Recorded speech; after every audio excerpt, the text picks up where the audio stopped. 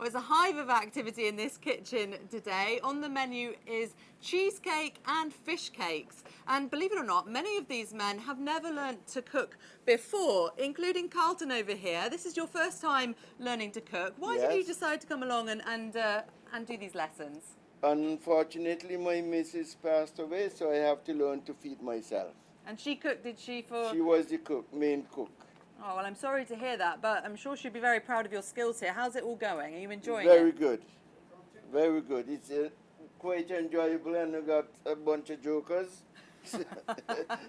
You're making good friends too. And what have you got in your fish cake today? Tuna, spring onions, potatoes. Making it taste nice with the salt and pepper too. That's right. Oh, wow. Let's have a chat over here to Algie.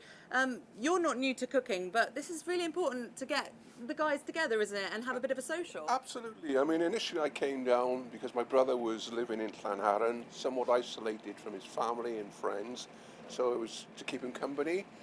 When I came down, I quickly realised there were quite a number from the community who were all friends with different levels of cookery and skills, but the main reason now is the social and to have a good crack and a good laugh with people, as well as learning something new for myself.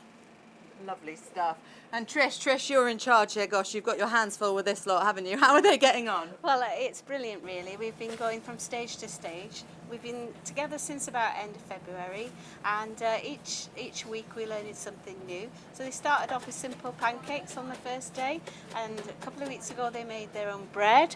Now they're making fish cakes, and it's just great to see them growing in their skills and in their friendships as well. It's a privilege, really, to be a part of this group because they all look out for one another, and I feel a part of it as well. Trish, thank you. Well, look at this. This is the final product. It smells delicious, and it just shows it's never too late to start a new skill.